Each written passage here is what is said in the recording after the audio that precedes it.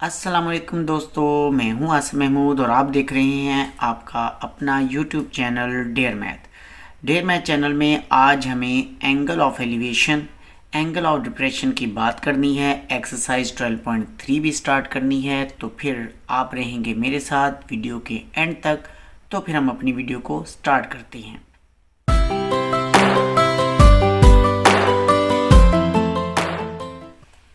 Angle of elevation और angle of depression ये दो इम्पोर्टेंट एंगल्स हैं। इनके कंसेप्ट को सीखने के लिए हमें इस पोल को देखना होगा। ये एक फ्लैग पोल है, फ्लैग है, ये वाला आपके पास फ्लैग हो गया हमारा परचम, प्यारा परचम। और ये एक पोल है। इस पोल में आप देखें तो यहाँ पर ना एक हॉरिजॉन्टल लाइन ये ड्रॉ की गई है। ये वाली लाइन एक हॉरिजॉन्टल लाइन है। इस हॉरिजॉन्टल लाइन से अगर कोई आदमी या कोई भी अनदर पर्सन यहाँ से खड़े होके इसकी पोस्ट को यानी अबव द पोस्ट देखेगा, इस हॉरिजॉन्टल लाइन से ऊपर की तरफ इसे देखे। अच्छा, यहाँ याद रखिए कि ये लाइन ऑफ साइट कहलाएगी, यानी जो देखेगा तो लाइन ऑफ साइट। ये भी एक लाइन ऑफ साइट है और ये भी एक लाइन ऑफ साइट है। आपकी एक लाइन ऑफ साइट है जो इस आदमी से पोल के ऊपर तक का फासला ले रही है। एक हॉरिजॉन्टल है, तो हॉरिजॉन्टल हॉरिजॉन्टल और ये जो अबव द लाइन है, ये दोनों मिलके जो बनाती हैं ना एंगल, उस एंगल को एंगल ऑफ एलिवेशन कहते हैं। अच्छा, अगर यही आदमी देख रहा है यहाँ से इस हॉरिजॉन्टल लाइन से नीचे इसके बॉटम का एंगल, कि जो फ्लैग पोस्ट की बॉटम है उसका एंगल देख रहा है, तो फिर आपकी ये हॉरिजॉन्टल लाइन और ये बॉटम वाली जो साइड लाइन ऑफ साइट है, ये दोनों लाइंस मिलके जो एंगल बनाती हैं उस एंगल को है एंगल ऑफ डिप्रेशन का नाम देते हैं। इसी चीज़ को आप इस टेबल की मदद से भी सीखिए। यहाँ पे लाइन ऑफ साइट दे रखी है आपको अबव द हॉरिजॉन्टल लाइन, ये हॉरिजॉन्टल लाइन है और ये इससे ऊपर की लाइन है। तो फिर एंगल कौन सा बनता है जी? एंगल जो फॉर्म होता है एंगल ऑफ एलिवेशन बनता है।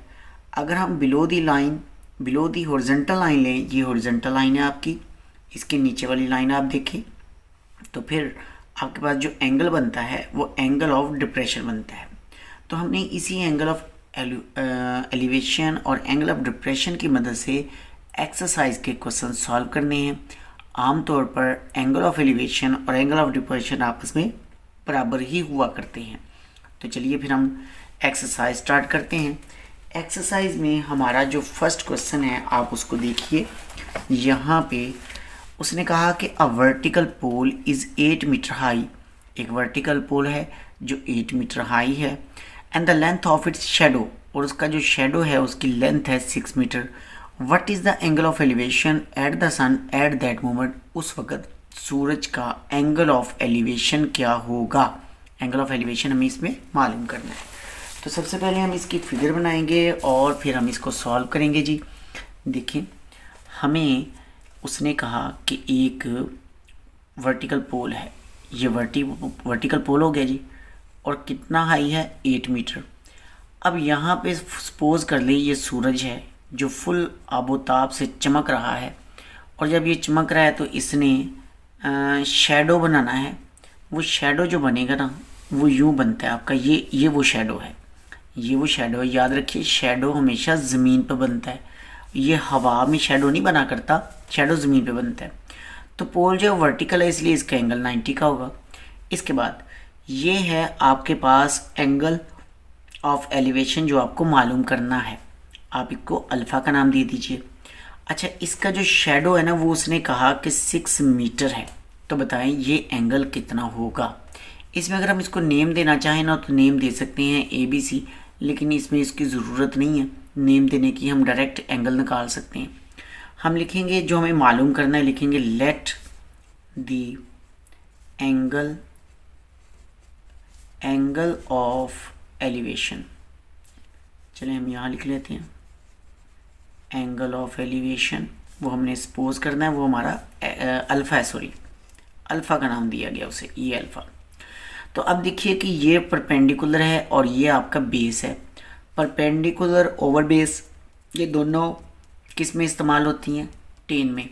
तो हम फिर इस पर टेन अप्लाई करेंगे और लिखेंगे टेन अल्फ़ा बराबर होगा परपेंडिकुलर ओवर बेस। आप लिखिए टेन अल्फ़ा आपको मालूम करना है, परपेंडिकुलर 8 है, बेस आपका 6 है, और आप लिखिए टेन अल्फ़ा बराबर हो जाएगा टेन इनवर्स। इन दोनों को आप डिवाइड कर दें 8 को 6 पर, तो लीजिए मैं 8 को 6 पे डिवाइड करने वाला हूँ। 8 डिवाइडेड बाई 6 हमें मिला 1.333 और ये सिलसिला चलता जा रहा है। अब आप क्या कीजिए जी, इसको लिखिए शिफ्ट और साइन इन्वर्स कीजिए, साइन था कॉस टेन था सॉरी टेन इन्वर्स कीजिए और आप अपना आंसर लिखिए। तो आपको एंगल मिलेगा यहाँ पर 53 डिग्री और 7 मिनट का। जैसे ही आपने इसको हल किया आपको एंगल मिला 53 डिग्री और 7 मिनट। आपने इस डिग्री को मिनट में कन्वर्ट कर लिया जी। ये हमारा क्वेश्चन नंबर 1 था।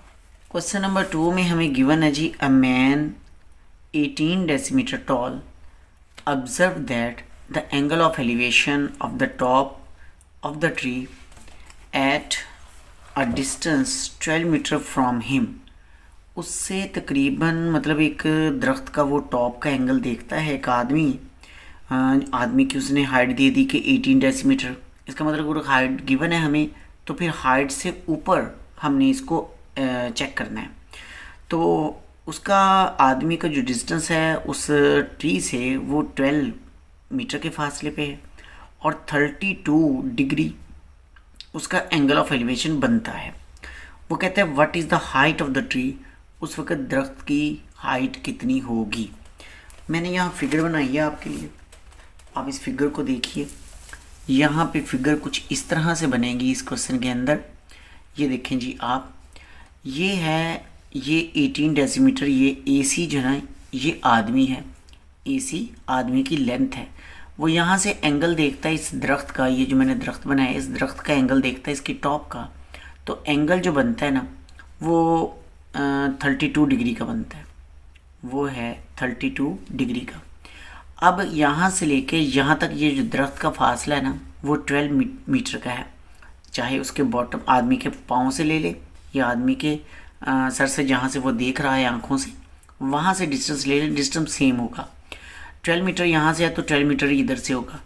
इसका मतलब जो आदमी की हाइट है ना वो 1.18 डेसीमीटर थी। हमने डेसीमीटर को 10 पे डिवाइड किया तो 1.8 मीटर बन गया, क्योंकि 18 डेसीमीटर में 1.8 मीटर होते हैं। अब यहाँ B से लेके D तक डिस्टेंस वही होगा जो आदमी की हाइट है। अब इस D से लेके E तक का डिस्टेंस वो हमें मालूम करना है, उसे हमने x का नाम दे दिया। अब टोटल जो हाइट है ना ट्री की वो x प्लस 1.8 मीटर है। हम लिखेंगे let the height of tree, height of tree है x प्लस 1.8, ये हाइट ऑफ ट्री है जी।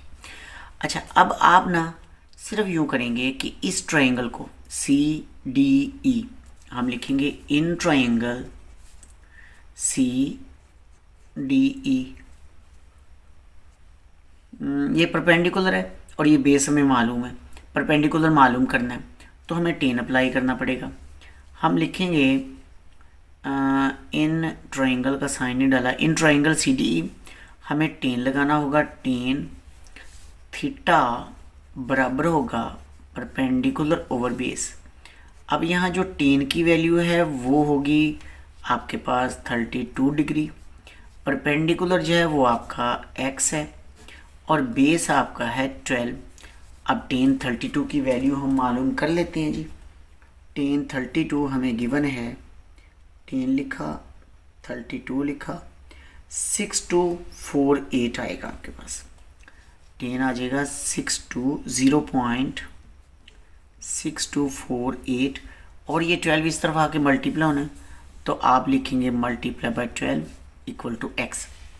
अब हम इसको मल्टीप्लाई कर देंगे 12 के साथ तो 7 पॉइंट, हमें x की वैल्यू क्या मिली 7.49 इक्वल टू एक्स, ये हमें एक्स मिल गया।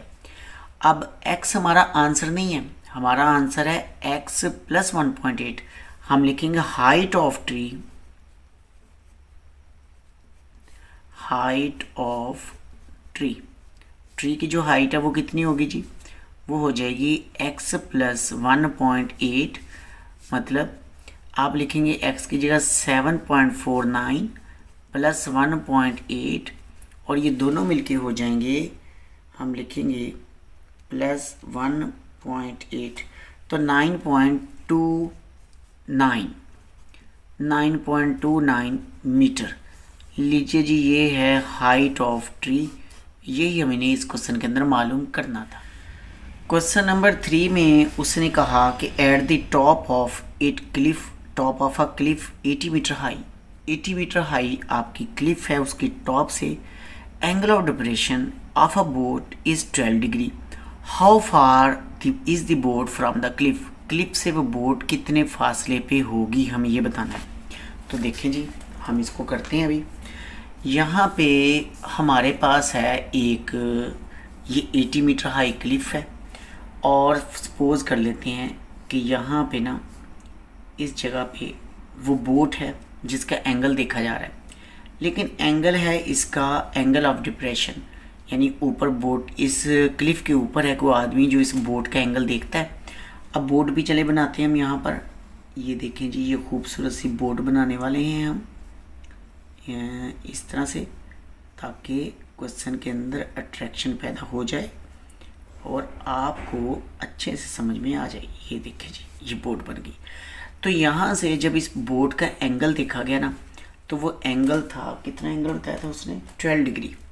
ये था एंगल 12 डिग्री का। वो कहता है how far boat from the Cliff, इस क्लिफ से, ये जो क्लिफ है इससे ये बोट कितने फासले पे है। तो डिस्टेंस ये है, ये डिस्टेंस नहीं है, ये तो हवा में डिस्टेंस जा रहा है ना क्लिफ का, तो डिस्टेंस ये होता है, बोट ने ऐसे जाना है क्लिफ की तरफ, तो ये हमारा डिस्टेंस हो जाएगा x। ये हमें x मालूम करना है, हाइट हमें गिवन है जो 80 मीटर है।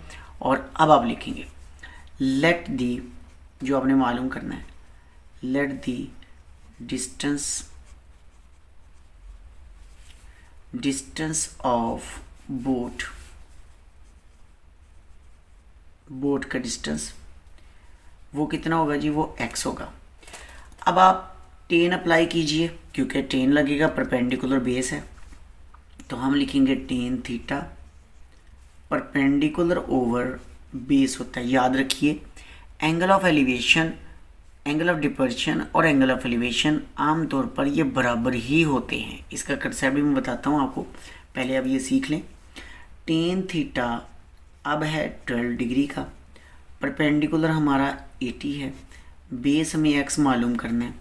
अब आप लिखें टेन 12 डिग्री, टेन लिखा, 12 डिग्री लिखा, हमें मिला 0.2125 इक्वल टू 80/x। देखिए जी, अब x को इस तरफ लाइए, इसको इस तरफ लाइए, यानी डिवाइड कर दीजिए इधर ला के, तो 80/0.2125, और आपने जैसे ही इसको 80 पे डिवाइड किया, 80 डिवाइडेड बाय 0.21 और 25, तो हमें 376.47 मीटर मिला। लो जी, ये डिस्टेंस है बोट का उस क्लिफ से। अब बात रह गई कि इसे हमने एंगल ऑफ एलिवेशन और एंगल ऑफ डिपर्शन में सेम कैसे किए। देखिए कि आप याद रखिए, दो पैरेलल लाइन जब ड्रॉ करते थे, हमने एक थ्योरम पढ़ा था प्रीवियस क्लासेस के अंदर कि टू पैरेलल लाइंस को जब एक ट्रांसवर्सल कट करती है, ये एक ट्रांसवर्सल है जो इस टू पैरेलल लाइंस को कट करती है, तो फिर क्या होता है कि इनसे बनने वाले जो एंगल्स होते हैं ना, अल्टरनेट एंगल, वो आपस में बराबर होते हैं। मतलब ये वाला जो एंगल है ये इस एंगल के इक्वल होता है, और इधर वाला जो एंगल है वो इधर वाले एंगल के इक्वल होता है। तो अब क्योंकि इसको देखें तो ये एक पैरेलल लाइन, ये एक पैरेलल लाइन, तो फिर ये एक ट्रांसवर्सल की तरह इसको कट करती जैसे ये था। तो इसमें अगर ये एंगल 1 एंगल 2 के मैयर एंगल 1 इक्वल होता है मैयर एंगल 2 के इस थ्योरम के मुताबिक, तो फिर एंगल ऑफ डिपर्शन और एंगल ऑफ एलिवेशन भी आपस में बराबर ही होते हैं। इसी कंसेप्ट से हम इसको इक्वल लिख के क्वेश्चन को सॉल्व किया करते हैं। क्वेश्चन 4 में उसने कहा अ ladder leaning against the vertical wall makes an angle of 24 degree with the wall its foot from him from the wall 5 metre है, 5 मीटर उसकी फुट है, वॉल से दूर है। तो कहता है find the its length. Its length यानी उस जो लेडर है उसकी लेंथ हमें मालूम करनी है। देखें जी, बहुत इजी क्वेश्चन है, इम्पोर्टेंट भी है। और ये है आपके पास एक वर्टिकल वॉल और ये एक लेडर है जो इसके साथ लगाई गई है। अब वर्टिकल वॉल है तो एंगल 90 डिग्री का होगा। अब ये वो लेडर है, ठीक है। तो अब इस लेडर की हाइट लेंथ जो हमने मालूम करनी है और जो ये इस वॉल से जो डिस्टेंस इसका दे रखा है वो है 5 फीट का, ना 5 फीट दिया था मेरा ख्याल है, शायद मैं देख लूँ एक नज़र।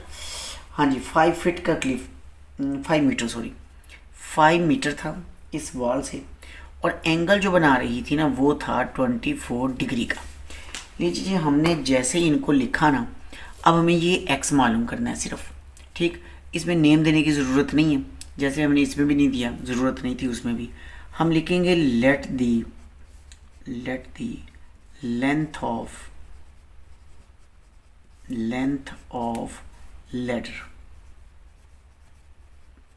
लेडर की जो लेंथ है वो एक्स है। अब ये बेस है और ये हाइपोटेनियस है। बेस ओवर हाइपोटेनियस कॉज में आता है, आपको कॉज लगाना पड़ेगा, कॉज थीटा। पर बेस ओवर हाइपोटेनियस होता है कॉज थीटा है 24 डिग्री का, बेस है 5 का और हाइपोटेनियस है एक्स का। अब आपको कॉज 24 डिग्री लेना है। आप लिखिए कॉज 24 डिग्री लिखिए।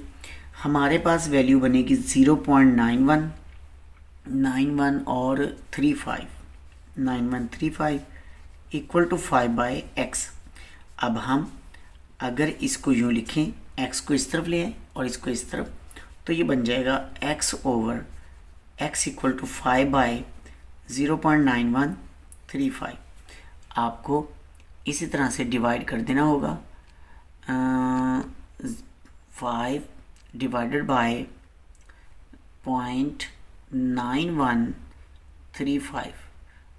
तो ये हमने 5 डिवाइडेड बाय 0.91 और कितना था 35।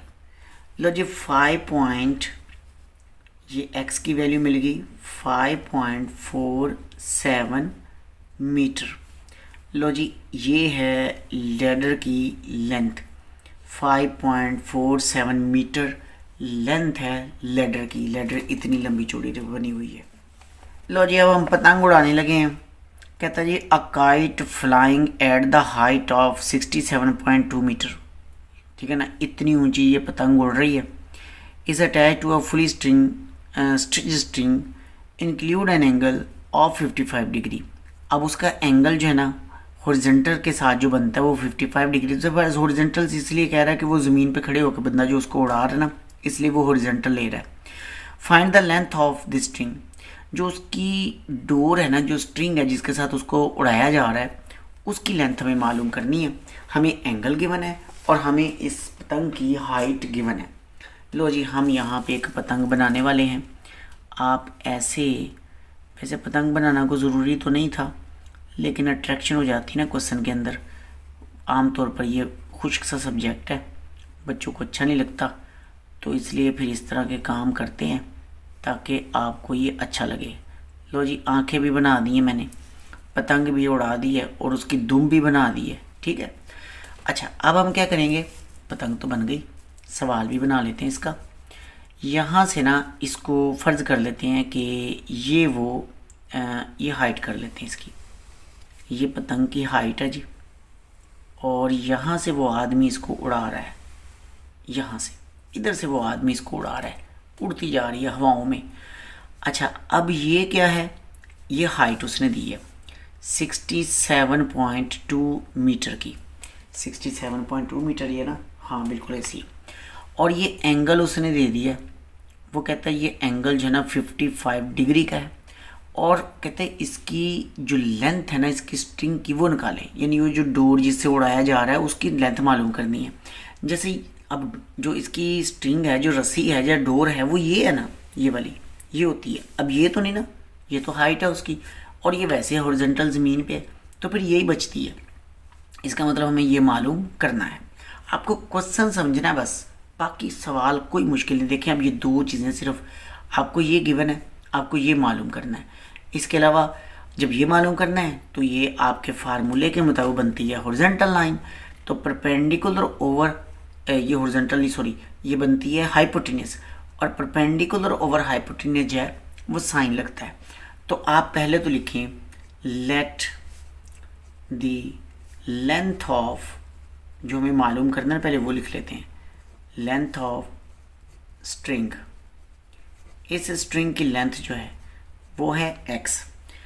अब ये दो चीज़ें इस्तेमाल होती है साइन में, तो लिखिए साइन थीटा बराबर होगा परपेंडिकुलर ओवर हाइपोटेनस।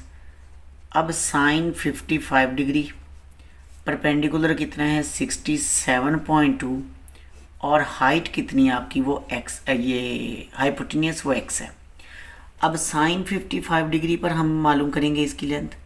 साइन 55 लिखा, हमें मिला 0.8191, और जनाब आप लिखिए 67.2 बाई x को इधर ले जाएं तो x हो जाएगा 67.2 डिवाइडेड बाई 0.8191। जब आप इसे डिवाइड करते हैं तो आपको मिलता है आंसर। आंसर क्या मिलेगा जी, देखिए ये था 67.2 और डिवाइड हम किस पे करने वाले थे 0.8191 पर। तो हमें जो आंसर मिला ना वो 82.04 मिला है जी, 04 मीटर, क्योंकि इसकी हाइट मीटर में गिवन थी तो मीटरों में ही इसका आंसर भी निकलेगा। लो जी, हमने पतंग भी उड़ा दिया, डोरे भी उसकी बना दी, और ये भी बता दिया कि ये कितना ऊंचा उड़ रहा है। क्वेश्चन 6 में कहता है when the angle between the ground and the sun is 30 degree. Ground का और सूरज का जो फासला है, जो एंगल है वो 30 डिग्री का है। फ्लैग पोल कास्ट शेडो 40 मीटर, और एक फ्लैग पोस्ट है जिस पे झंडा लहरा रहा है और वो 40 मीटर लॉन्ग है। Find the height of the top of the flag. Flag के टॉप की हमें हाइट मालूम करनी है। लो जी, आप देखिएगा इस सवाल को हम करते हैं। यहाँ पर ना पहले तो मैं एक पोल बना लेता हूँ कि जिसमें ना हम झंडा भी लगाएंगे। ये हमारा वो पोल है, ये सपोज कर ले वो झंडा है जो फुल आबोताब से लहरा रहा है, खूबसूरत झंडा।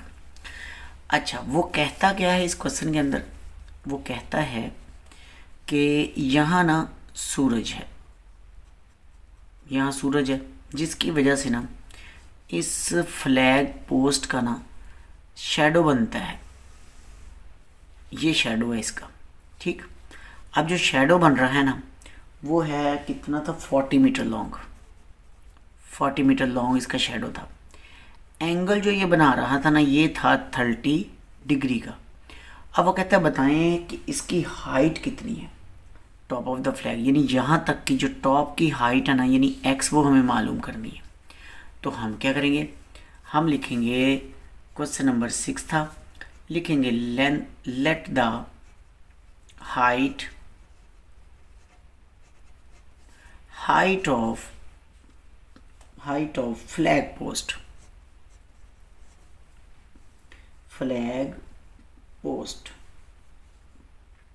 पोल कर लें आप, चलिए फ्लैग पोल की हाइट x है।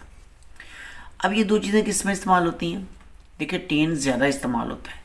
सिर्फ दो क्वेश्चन है, एक में कॉट हुआ है, एक में कॉस, एक में साइन, बाकी सब में आपका टेन इस्तेमाल हुआ है। ये क्योंकि हाइट और बेस ही हमें ज़्यादा लेना होती है।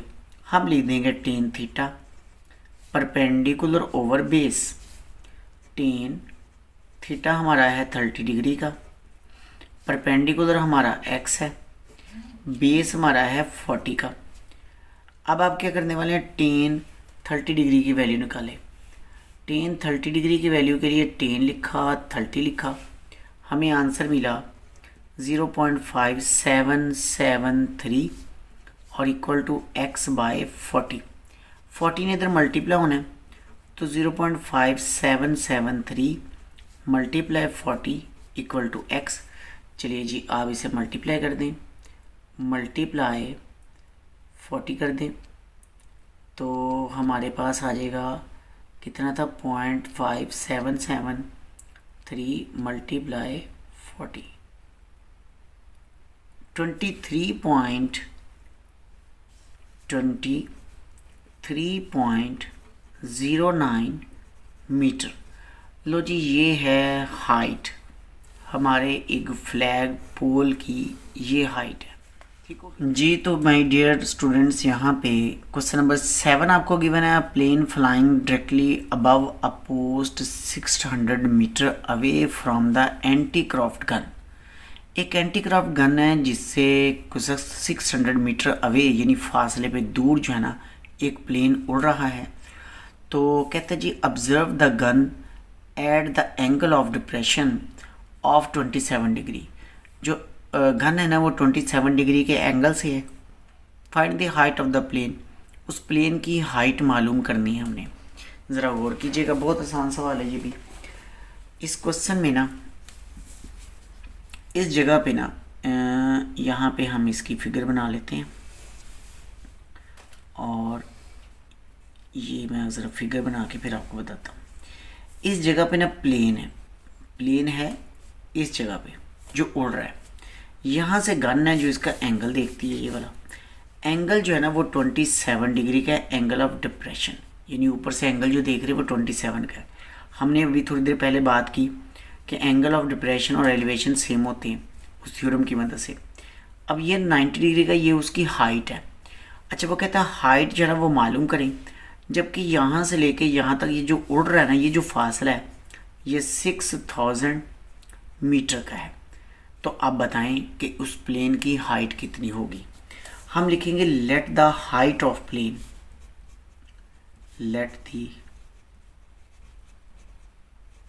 हाइट ऑफ प्लेन, प्लेन की जो हाइट है वो x हो जाएगी। अच्छा अब हम क्या करेंगे जी, हम ये जो परपेंडिकुलर है ये बेस है, टेन अप्लाई होगा। हम लिखेंगे टेन थीटा बराबर हो जाएगा आपके पास परपेंडिकुलर ओवर बेस, ये परपेंडिकुलर ये बेस, और थीटा यहाँ हमारे पास इस वक्त 27 डिग्री का है। परपेंडिकुलर x है और बेस है 6000 का। इसकी वैल्यू निकालें तो 0.5095 मिल गई आपको। x आप वैसे लिख दें और 6000 भी आप वैसे लिख दें। 6000 को इधर मल्टीप्लाई करेंगे, 0.5095 मल्टीप्लाई किसके होगा 6000 से होगा और इक्वल टू x की वैल्यू हमें मिलेगी। अब इन्हें जब आप मल्टीप्लाई करेंगे तो फिर हमें आंसर मिलेगा 3057.15 मीटर इक्वल टू x जी। तो ये x की वैल्यू हमें मिल जाएगी और इतनी हाइट पे ना उस गन से इतनी हाइट पे वो प्लेन उड़ रहा है। डियर ये था हमारा आज का वीडियो लेक्चर। यकीनन आपको वीडियो लेक्चर पसंद आया होगा। अगर पसंद आया तो एक लाइक ज़रूर कीजिएगा। मिलेंगे हम फिर नेक्स्ट वीडियो में, तब तक के लिए अल्लाह हाफिज़।